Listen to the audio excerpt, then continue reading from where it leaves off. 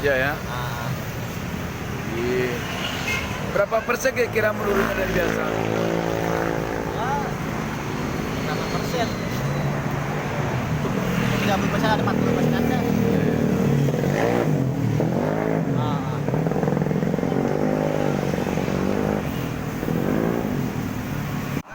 merosot terus dari 50 paling sekarang 20%. Waduh. Iya. Jauh-jauh banget sekarang selama keadaan begini. Iya iya iya iya.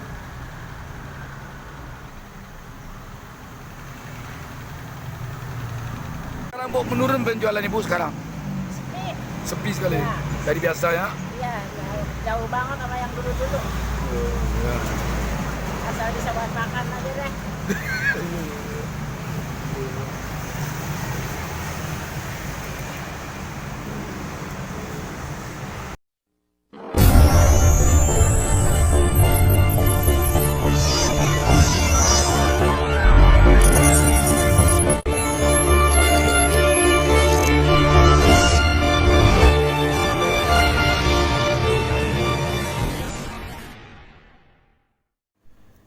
Assalamualaikum warahmatullahi wabarakatuh. Kita jumpa lagi dengan saya Bustaminarda, sahabat yang budiman. Pada pertemuan kita kali ini, kita akan coba melihat kondisi ekonomi Indonesia saat ini yang dirasakan oleh rakyat kalangan bawah atau rakyat di akar rumput. Kita tentu masih ingat pada bulan-bulan awal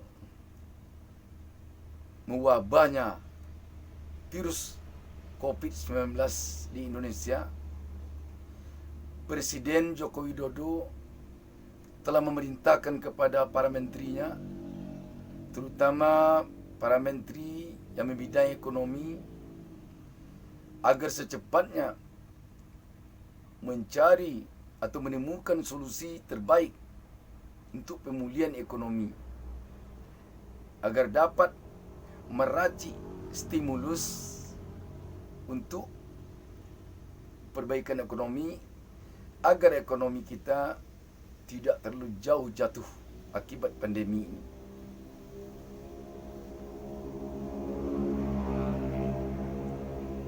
Seperti diberitakan CNN Indonesia tanggal 6 Mei tahun 2020,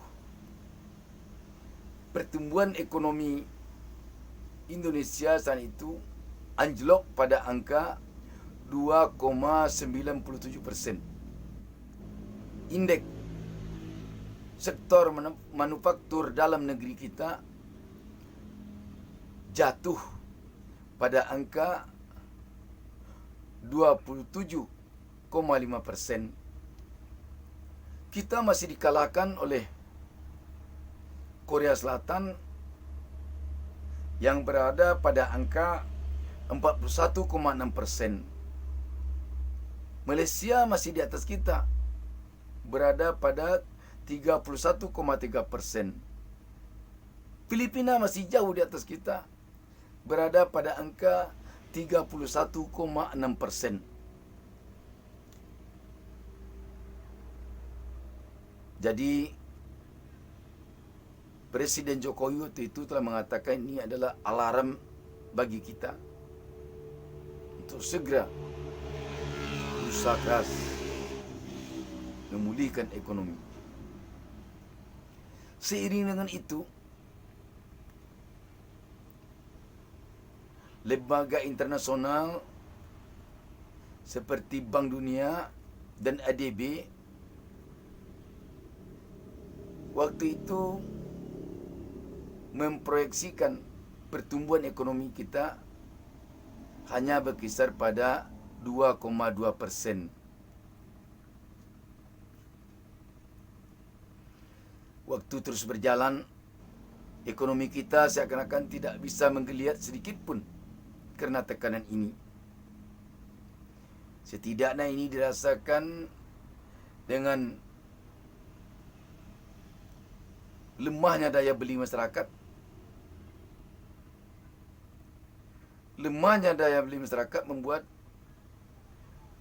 usaha-usaha yang selama ini berjalan rontok satu persatu. Kita tahu bagaimana dulu itu kondisi para pengusaha atau para pedagang di Tanah Abang, Mangga Dua, Tambari Citi, dan lain-lain di Jakarta, apalagi di daerah-daerah.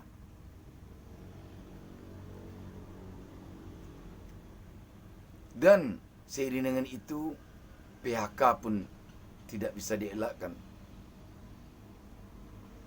Begitu PHK terjadi besar-besaran, ekonomi semakin ambruk.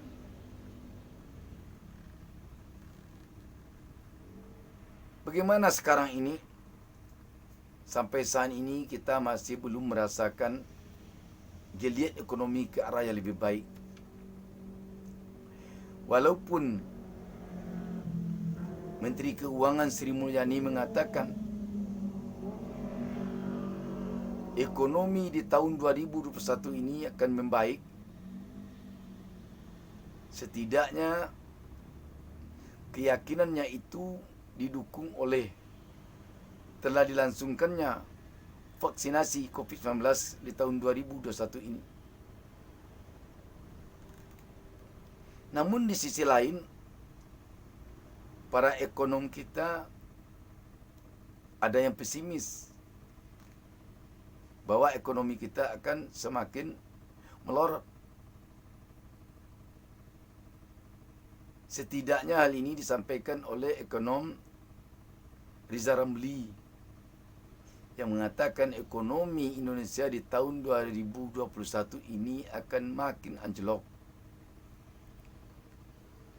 Dia mengungkapkan sejumlah alasan-alasan yang faktual.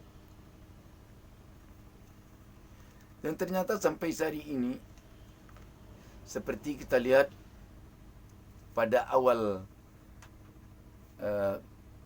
channel ini tadi, bagaimana rakyat kecil sekarang ini sungguh mengeluh kerana daya beli yang lemah yang membuat omsetnya makin lama makin menurun, makin lama makin menurun. Sehingga ada di antara mereka yang mengatakan paling hanya bertahan untuk makan aja katanya.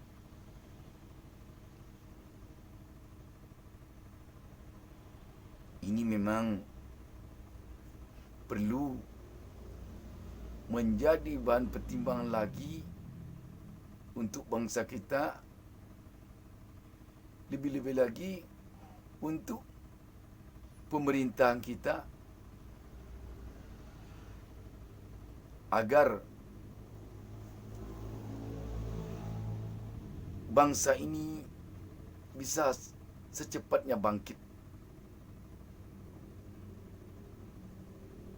Kita selama ini telah berkutat, kadang-kadang menjadi perdebatan yang tidak berujung.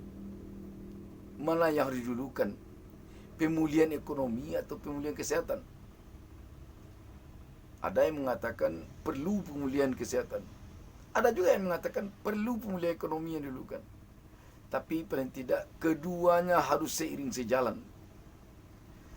Kalau pandemi masih berlanjut, masih seperti sekarang, kita memang pesimis ekonomi akan bisa pulih.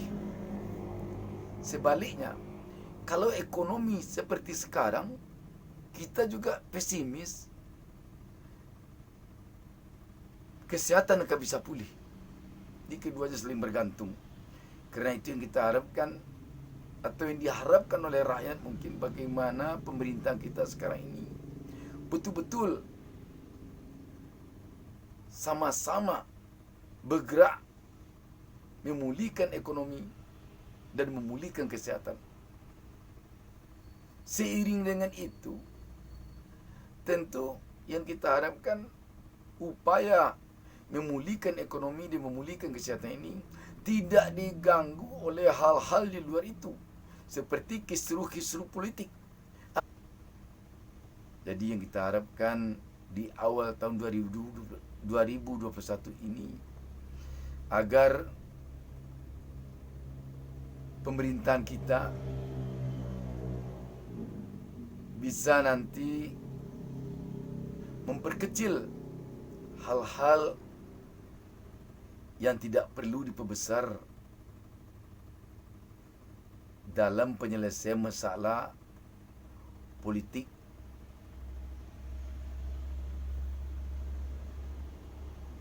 Memperkecil atau menyelesaikan secepatnya masalah-masalah hukum yang nuansa politiknya besar. Kalau tidak, nanti kita akan terbawa arus oleh suasana itu, sehingga kita secara tak sadar menyampingkan masalah ekonomi dan masalah kesehatan yang sangat-sangat penting ini. Itu saja. Wassalamualaikum warahmatullahi wabarakatuh.